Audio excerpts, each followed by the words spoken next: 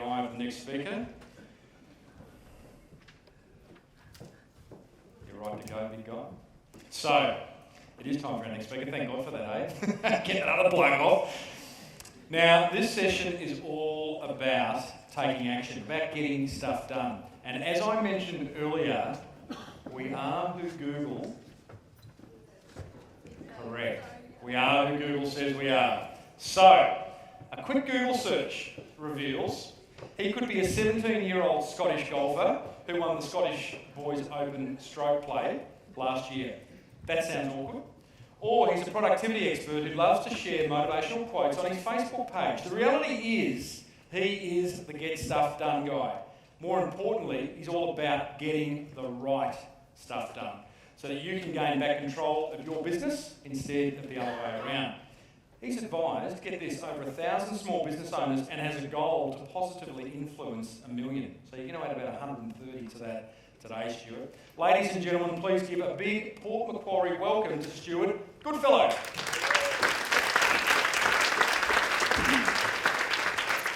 Thanks, Tim. G'day, mate. G'day, how you going? Hey guys, how are we travelling, alright? Fantastic, how was that? That was absolutely awesome. Now, you might be thinking you've just got a whole heap of great value, and you've written some notes down, and that's probably enough. You might be thinking, well, hang on, what's this bloke up here talking about getting stuff done? I work 10 hours a day, I get a lot of stuff done. Well, you might be thinking, geez, I'd love a coffee right now. But whatever you are thinking, you can be sure of three things. We're going to look at some of the things that we've learned this morning already and be able to actually get some action out of those things. We're going to look at some of the reasons why we don't get action, and at the end of the day, we're going to be more productive in the next 2 days than you've probably been in the last 2 or 3 weeks. How's that sound? Fantastic. Where's my clicker? Well, my name's Stuart Goodfellow. I'm a business consultant, and one of the things that I help with the businesses that I work with is actually adding value to their business by getting stuff done. But there's a reason, and we've touched on them already this morning. There's a few reasons why people don't get stuff done, so we're going to dig a little bit deeper into those, and we're going to give you the tools, tips and techniques to actually overcome some of those things. One of the biggest reasons that people don't get stuff done is because, guys, they're over it. They're overwhelmed, you might be overstressed, you're overworked. So how do I get all this stuff done? I'm going to get a whole heap of new knowledge today and get it all bundled up nicely so it all sort of works. Well, the reasons or the rationale behind that is knowledge. I don't have enough knowledge of all the things that I need to put in the right pile and get things going. I don't have enough time, so we're going to dig a little bit deeper into that and actually show you how you can get some more time back. I've got a little bit of fear, and we talked a little bit about fear today, but I'm going to actually show you how to get through fear. And there's the money question too, and I'm actually going to help you make some more money. Is that all right? Yeah. Fantastic. So, it starts with science. My background, I came out of the pharmaceutical industry. So I started a small business, I was in rural merchandise in northwestern New South Wales, and then I saw the bright shiny lights of Sydney, went there, joined corporate, got a tap on the shoulder. My family and I were lucky enough to end up in Switzerland for a few years, which was fantastic. I don't say that to impress you, but impress upon you that everyone's in the same boat, in that whether you're a big business or small business, this whole thing about getting stuff done and not getting stuff done, it's all the same. But it actually starts back in science. And when you look at Sir Isaac Newton, one of the things he talked about was the law of motion. And what he says is, things that are at rest tend to stay at rest, but things that are in motion tend to stay in motion. So the golden rule is, just get started. Start something. But what happens with this is, you've got to say to yourself, well, what are the things that I need to be doing? How do I know what I need to be doing? How do I know that I need to be doing the right things? What we do is we just got to get on the bike and make it happen. So this is an exercise bike. What's that big heavy thing at the front called? Big flywheel, right? So we jump on this thing, and how hard is it to get it started? Is it hard or easy? It's hard. But once we actually get it started, what's the effort like to actually keep it going? It's a lot easier, right?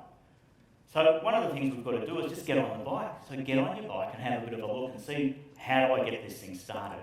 But still with that, it's like, well, hang on, but am I actually riding the right bike? So what we need to do is work on our strengths. So understand what your strengths are. What are you great at? What are you passionate about? And what actually makes you money? So they're the things we need to focus on first. And the other things we're not too sure about, maybe we're not too sure about the digital marketing stuff, then we might dabble in it, but maybe what we need to do is go and find some experts, and there's plenty of experts in the room. Actually, put your hand up if you're absolutely dead, like really, really hot at marketing or digital marketing and can actually help other people do it. So we've got 1, 2, actually just stand up so we can have a bit of a look around. Stand up, those people. Fantastic. So at the break, if you're not really sure, thank you very much. At the break, you're not really sure, go and tackle these people, and they'll actually help you do what you need to do, right? So, when we were over in Switzerland, I was lucky enough to catch up with this guy. Who's this guy? Roger Federer.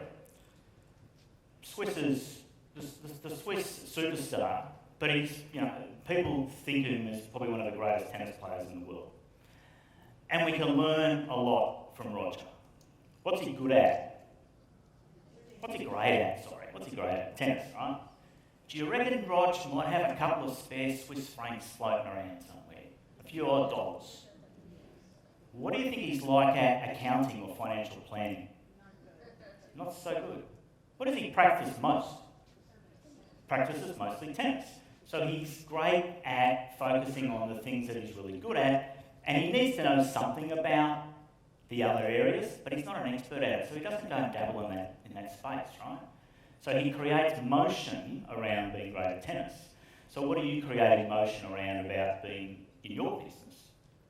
What are you great at? What are you passionate about? What makes you money? They're the sort of 3 things that we need to be looking at. For the things that are outside of that, maybe we need to find some other people who actually need to help us. But you can dabble and you can learn from them as well. But Rog, he focuses on tennis. And one of the takeaways is, if you're not sure what you're doing, just say to yourself, what would Roger do? And that might actually help you, direct you into where you need to go to. So, what is happening? Because things are changing in the digital marketing space. Now, this is not a recent graph, but this is what's happening with newspaper sales versus Google ad sales. And you can actually see that newspaper print ad sales are going where? Going down. And what's happening with Google? Well, Google digital ads going up, right? So this is what's happening in our space today. So if we're saying to ourselves, look, I'll just wait, I'll dabble, but I'll just wait. Well, we can't actually wait because the market is actually already ahead of us. People are actually finding out a lot more about what we are, who, and our products and that sort of thing way before we actually get a chance for them to knock on our door. And I'll give you an example. 10 years ago, I got the flu. I've only had the flu once, never want to have it again. Sure, I've had coughs, colds and all that sort of stuff, but I've only had the flu once. And because I was in the pharmaceutical industry, I knew just a little bit, which is probably a bit dangerous. But I knew what I needed was an antiviral. And I knew, and I did a whole heap of research, and there was a product called Tamiflu, and I went, right, I need this antiviral. I walked into the GP clinic and I said, doctor, I need some Tamiflu. He looked at me like I had, rocks in my head. Who the hell are you? What are you talking about? And I showed him all the evidence. 7.5 minutes later, after picking up the book that he's got to prescribe out of, you've got to turn to page 151, there it is, read up on it. I walked out with a script for Tamiflu. So here I am, general public, telling the doctor about what I need to take to actually fix my problem.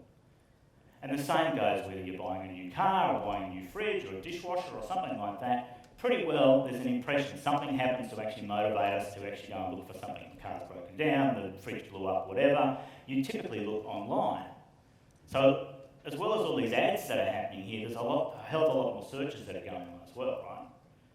So, what we need to do is make sure that when we are out there, we are actually being easy to be found. So people can find us, they know what's going on. And I guess that's what comes down to, actually having fresh content. So with that, you say to yourself, well, now I've got some knowledge, but now I've got so much knowledge, I don't know what to do. And we've got to ask ourselves, are we busy just being busy? Or are we busy being productive? Or are we busy being efficient? Now you can be efficient at doing not a lot, we can actually be very productive about doing the stuff that you need to do. What would Roger do? Focus on the stuff I'm great at, that makes me money, that I'm passionate about. But what happens is that you've got all this stuff up in the sky and you just go, where do I start? Now what happens though is you've also got to work out where you actually are. See, if you're in Port Macquarie and you've got to go to Brisbane, then you sort of know how to get there. But if you're in Sydney and you have to go to Brisbane, you're at a different starting point. And it's not that it's good or bad, except it's a lot better than living in Port Macquarie. But what it is, it's reality, and the reality is no matter where you are, that's where your starting point is, and that's where you need to start from. So before you actually go off on the tangent or go off towards where you need to go, to understand what level of knowledge you have, and then how much time you've got, right? So part of that is actually setting a goal. So I know where I am, now I need to go that direction. And part of having a goal is saying, well, what is it I'm trying to achieve? So Sally, my wife and I and the kids are sitting overseas and we're saying, okay, where do we want to go? What's the next step? And the next step for us was actually coming to Australia. So we set ourselves a goal. We wanted to live halfway between Sydney and Brisbane, in the bush, near the beach, on a river somewhere, and there's a few acres floating around, because that's what we always wanted to have. It took us 2 years, but that's what we got. And so that was one of our goals. But for you, one of the things could be, what about today? What's your goal for today? And it could be, I just want to come and learn more about digital marketing. Or the goal could be, I want to learn 3 things out of today that I'm going to implement every month for the next 3 months. So which goal is better? I just want to come and learn about digital marketing, or I want to learn 3 things I'm going to implement them 1 a month for the next 3 months? A or B? B, fantastic. So I've noticed a lot of people taking some notes, and I'm going to give you a minute, and what I want you to do is pull your piece of paper out, pull the pen out of your bag, write down to yourself why I am here today. I am here because why? Write yourself a goal. It's got to be very specific. What are you looking for? So you've got a minute. Might have some music if we can. Thinking music.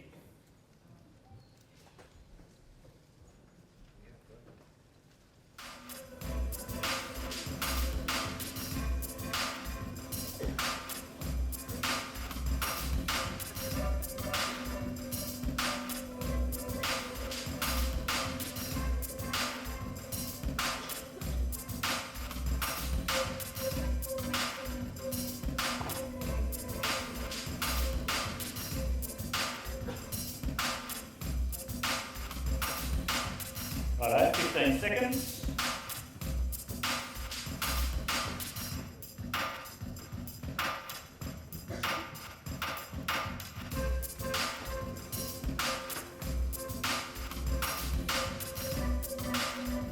Okay, thank you. How hard was that? It's not that hard. We've just got to focus, and we've just got to have the time to actually really generate what we need to be trying to achieve. So now we've got a goal for the day. That's pretty cool. Is it a little bit more clearer now what we're going to try and achieve, or what you individually are going to try and achieve than when you actually came in the door? Is it a little bit more clearer? Yeah? Cool. Excellent. So now we've got a goal. What's the next step? We need a plan. And isn't it interesting that most people plan their wedding and their honeymoon more than they plan their lives? So look at all the time and effort and money and emotion that goes into planning a wedding, but then they don't plan their lives. And, maybe it's one of the reasons there's a few divorces going around, but it's really true. It's a matter of actually just saying to yourself, okay, let's just plan the next step. So planning is all about understanding, now I've got the goal, what are the elements and what are the steps that I need to do to actually get that plan going? How do I make it work? Oh. There we go. Whoop, too far. Back one. There we go. And this is a really cool thing to do. So this is a 90-day getting stuff done plan. It's pretty simple. It's not complex. And at the top of the plan is my goals.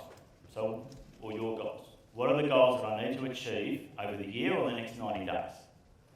Pretty simple stuff. And across the top are the weeks. and it's 90 days. Now, you can have a plan for the month. What we find is probably a little bit short, but you might have a plan for a whole year, and the yearly plans that I see, people actually just either put in the bottom drawer up on the top shelf, and they just don't get done. But what we find is 90 days is about right. So every one of those columns is a week. And then down on the left-hand side are the different areas that you want to focus on. Might be a digital marketing thing, might be some sales techniques or sales reporting, might be profitability, might be how do I get more customers to come back, might be I want to develop a podcast. And so you look at the steps that need to be taken in actually getting those things done, and you just write them in week after week. Now, sometimes we come up with all these other ideas too. So down the bottom is what they call the car park. So you've got all these ideas, they're mucking around in your head, get them out of your head, put them down in the car park. And at the end of the 90 days, when you review it, you can go back and say, okay, for the next 90 days, look at the stuff I did, fantastic, pat on the back, look at the stuff I didn't actually get done, that's okay too. I'll move that to the next 90 days, or is there some stuff down in the car park that I need to pull up? The thing about this is, you've got to make sure that at least 50% of the boxes are empty, because otherwise you're just going to overwhelm. So there's a lot of stuff that you want to do, but just make sure that there's some space in there as well. You can't do everything all the time or every week. The other thing too is that give yourself a week at the beginning to look at the 90-day plan. A whole week. Stuart, it's not going to take me a week. I know, but we're busy. But give yourself a week at the beginning to work through your 90 days. Give yourself a week at the end to actually review that 90-day plan. What did I do? What I didn't do? How did it work? Why didn't it work? And then the following 90 days, you have a whole other week to plan. Now, it might seem like a lot of planning that's going on, but it's actually more about the planning than it is about the plan itself. And the majority of people that I work with, and when you get to the end of the 90 days, this thing's scribbled around and there's stuff moved left, right and centre. We print it out, but we get a pen to it and we just move things around. Oh, something else came up or something else needs to go in the car park. It's a working document. And I've got files and files and files of these 90-day plans with clients over the last 6-7 years, and it's amazing what things are actually getting done. And you can tick off some of the goals that you've actually achieved. And I work with a client, and one of their goals was family time. They want to spend some more time with their family. So one of the things we had to do, the first thing we had to do was actually work out when are the weekends in the next 90 days that I'm actually going to spend with my family. And guess what? They did it. You know? It's just fantastic. And now the business is in a situation where they actually can take, and the business has built up so much, they can actually take 6 weeks off and actually go travelling with their family. But they wouldn't have got to that goal if they hadn't done this. But there's some more discipline. Who's been to school? Who hasn't been to school? Oh, most of us have. Fantastic. Great. And this is really cool because the next thing I'm going to show you, you've actually done before. So how did we know that we had to go from maths to science to English to history? We had a diary or a timetable. Did it work? Did we go from history to science to maths and we had the odd period off? Sometimes. So why don't we stop doing stuff that works? So if you've got a 90-day plan,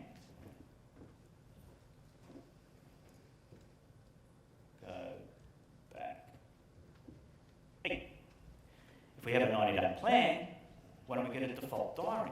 And it's the same process, right? You've got a diary, it's either your calendar or maybe it's a manual one, whatever, but block yourself out some time and make sure that you can get some things done. So when do you do your reporting? When do you do your billing? When do you follow up your customers? You know, what happens? Do you get suppliers that come through time and time again that take up our time? Do you get customers that come in? How about, wouldn't it be great if we actually educated our customers when they should turn up? Sounds funny, but it actually happens, right? I worked with another client. They were 2 weeks out. So they were in a business service business, the main clients, and they knew what was going on every couple of weeks, right? So 2 weeks out, that was great. They educated their clients, but spoke getting on the phone, spending some phone time, and actually saying, actually, we can book you in 6 months or in 12 months or whatever it is. And now, they're not 2 weeks out. They're now taking bookings 12 months in advance. They've got a predictable client flow. Who'd like predictable client flow for the next 12 months? How do they do it? This. Really, really simple stuff. Does it take a bit of discipline? Yeah. Have you got time to do it? Yes, because we've given you a week at the beginning of the 90 days and a week at the end of the 90 days to be able to do that stuff. And it's really cool and it works. So just try it and see what actually happens. But sometimes when we're getting all this stuff done, we're saying, well, we still can't get it all done. What's going on?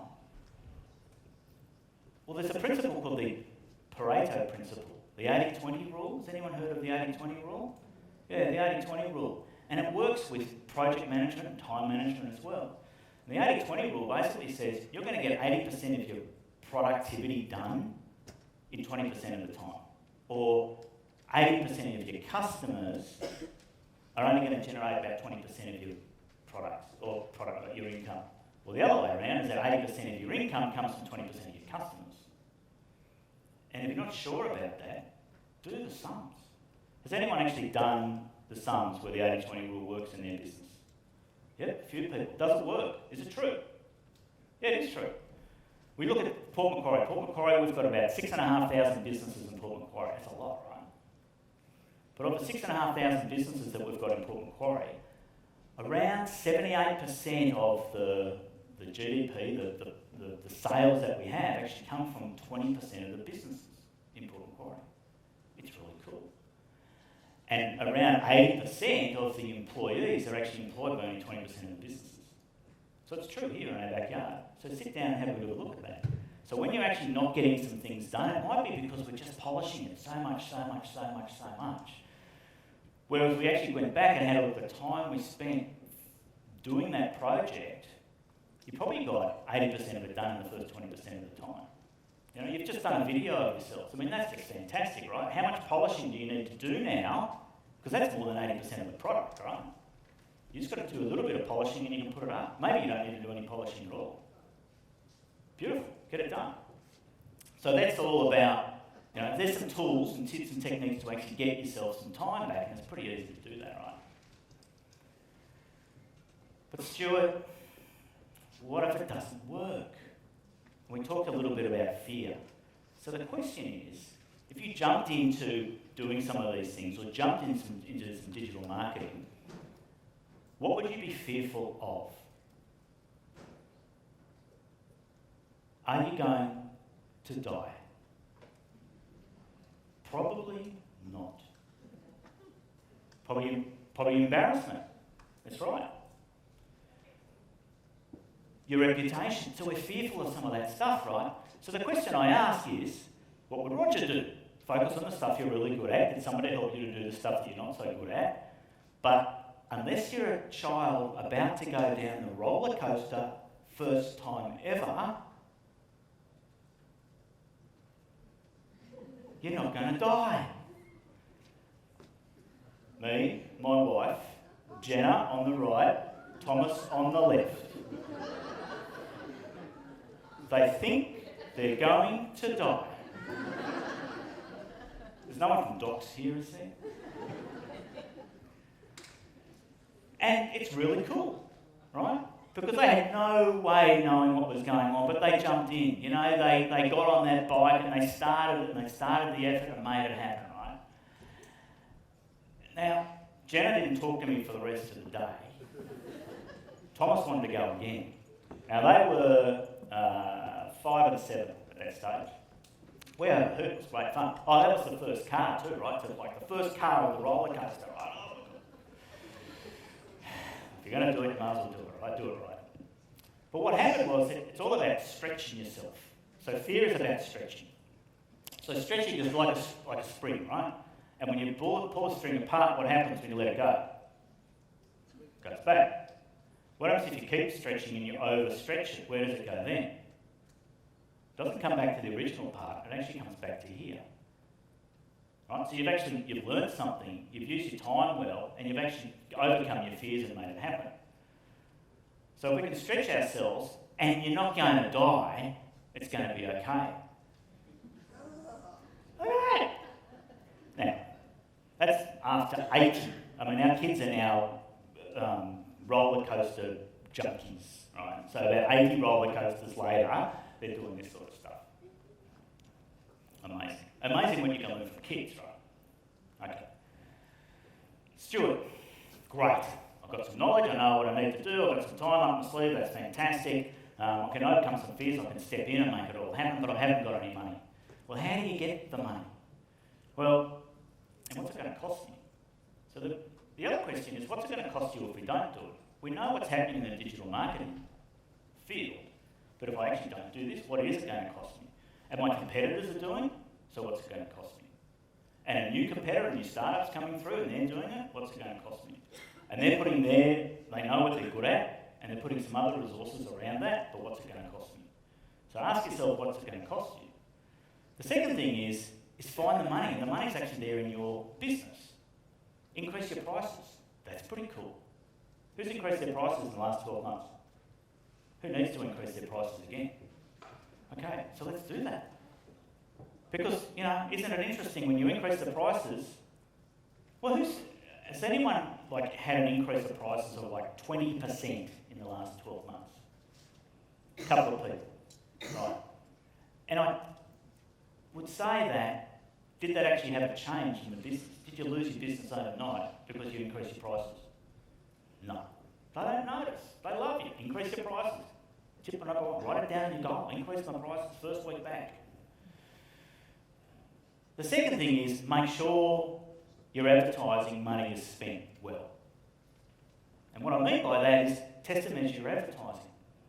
So I work with a restaurant owner, and this restaurant owner says to me, Stuart, I've got $60,000 that I spend on advertising every year. I said, fantastic, where do your clients come from? He said, TV. I said, why is that? He said, I spend $20,000 on TV advertising. That's where most of my clients come from. I said, okay. How about we test and measure this for the next 3 weeks? He said, yep, no worries, I'll prove you. It's going to be around 20, 30, what do you say?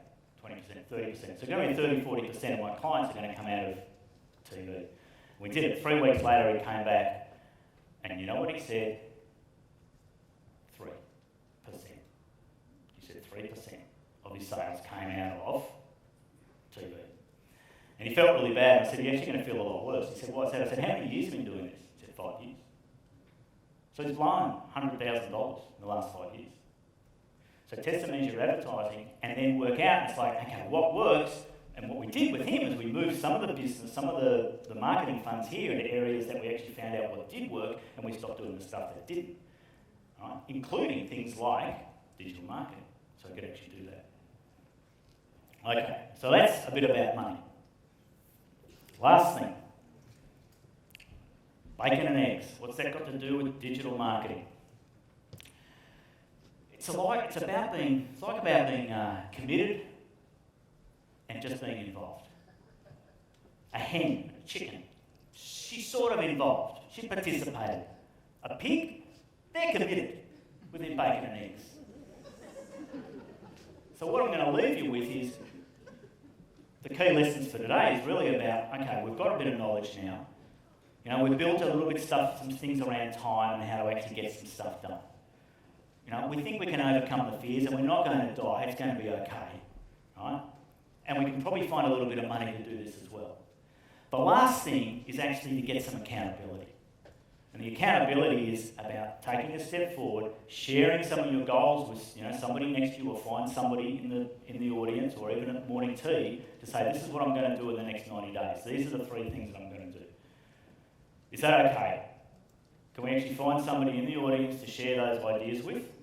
That'd be great. All right. So, on your pads, you've got 15 seconds. Write down the top 2 things that you need to do in the next 90 days, and I want you to share that at morning tea. So, my name is Stuart Goodfellow. I help add value to people's businesses, and I do that by getting stuff done. Thanks very much for listening.